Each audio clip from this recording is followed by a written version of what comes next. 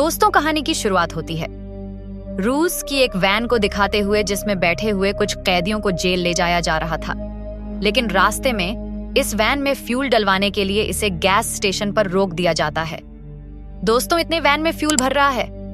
आप चैनल पर नए हो तो चैनल को सब्सक्राइब और वीडियो को लाइक जरूर कर देना।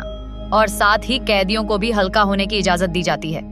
लेकिन जाते वक्त जब ऑफिसर कैदियों को नंबर वाइज वैन में बैठाता है तो एक कैदी कम होता है। फिर तुरंत इधर उधर देखता है, लेकिन वो वॉशरूम के बैक साइड पर मिलता है। मूवी का मेन कैरेक्टर क्रेविन, जिसके बाद इन सभी को जेल में ले जाकर सेल्स में बंद कर दिया जाता है। अब अगले दिन जब क्रेविन एक्सरसाइज कर रहा होता है तो जेल के कुछ बदमाश आदमी क्रेविन को अपनी दादागिरी दिखाने लगते हैं, लेकिन क्रेविन इन्हें ही सबक सिखा देता है।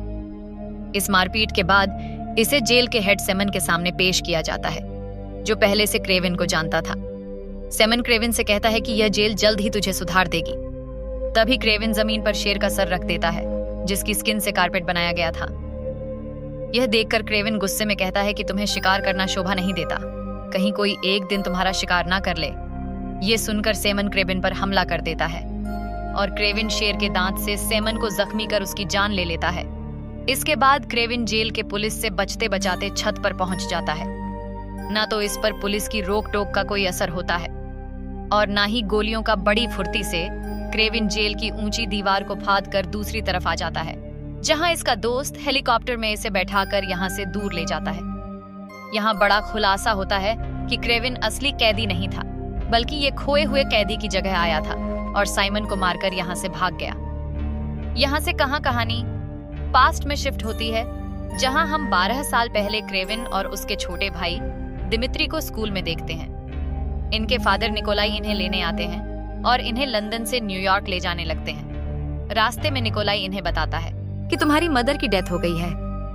काफी समय से वह मेंटली अनस्टेबल थी और उन्होंने खुद को ही खत्म कर लिया है, जिसका कसूरवार क्रेविन निकोलाई को ही मानता है, क्योंकि अगर निकोलाई ने अपने बिजनेस से ज्यादा फैमिली पर ध्यान दिया होता तो आज इनकी मदर इनके साथ होती। हालांकि निकोलाई इसे भगवान की मर्जी बताता है और साथ ही यह भी कहता है कि आज मैं तुम दोनों को अपने साथ शिकार पर ले जाने वाला हूँ। इसके बाद हम कैलिप्सो नाम की एक लड़की को देखते हैं, जो अपनी नानी के साथ बैठी थी। यह अपनी नानी की तरह टैरो कार्ड रीडर बनना चाहती थी। इसके लिए नानी से 3 कार्ड और एक कांच की बोतल देती है, जिसमें एक जादुई नुस्खा था, जिससे किसी के भी जख्म भर सकते हैं, यहाँ तक कि जान तक बचाई जा सकती है। यह नुस्खा पीढ़ी दर पीढ़ी चल रहा था, जो अब कैलिप्सो के पास आ गया था।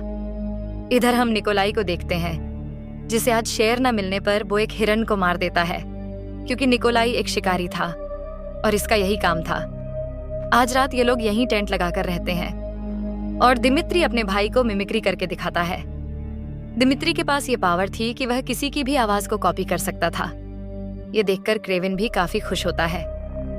अगली सुबह होते ही यह लोग शिकार पर निकल जाते हैं और तभी यहाँ एलेक्सी नाम का एक शिकारी निकोलाई से मिलने आता है और इसके साथ पार्टनरशिप करने की बात करता है।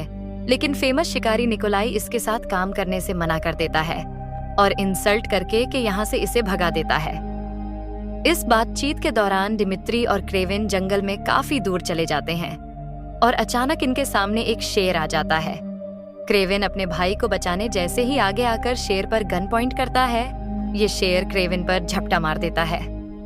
अपने बच्चों की आवाज सुनकर निकोलाई जल्दी से यहाँ आकर शेर को 3-4 बार शूट करता है, पर शेर क्रेविन को अपने साथ दूर ले जाता है।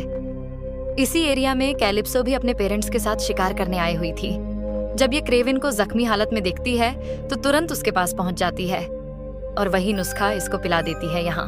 पर हमें पता चलता है कि इस नुस्खे के साथ साथ शेर के खून की एक बूंद भी क्रेविन की बॉडी में चली गई है, जिससे क्रेविन को शेर जैसी ताकत मिल जाती है। डॉक्टर्स भी क्रेविन की कंडीशन देख हार मान जाते हैं, लेकिन अचानक से क्रेविन उठ जाता है। नुस्खे और शेर के खून की वजह से ये बहुत जल्दी रिकवर हो जाता है और फिर निकोलाई इसे घर ले जाता है और दीवार पर हमें उसी शेर का सिर लगा हुआ दिखता है, जिसने क्रेविन को नुकसान पहुंचाया था। लाई क्रेविन को भी पढ़ाई छोड़ शिकारी बनने के लिए कहते हैं, लेकिन क्रेविन बेजुबान जानवरों को मारकर बिजनेस नहीं करना चाहता था, इसलिए वो घर छोड़ने का फैसला करता है। और जब रात में चुपके से भाग रहा होता है तो दिमित्री इसके सामने आ जाता है।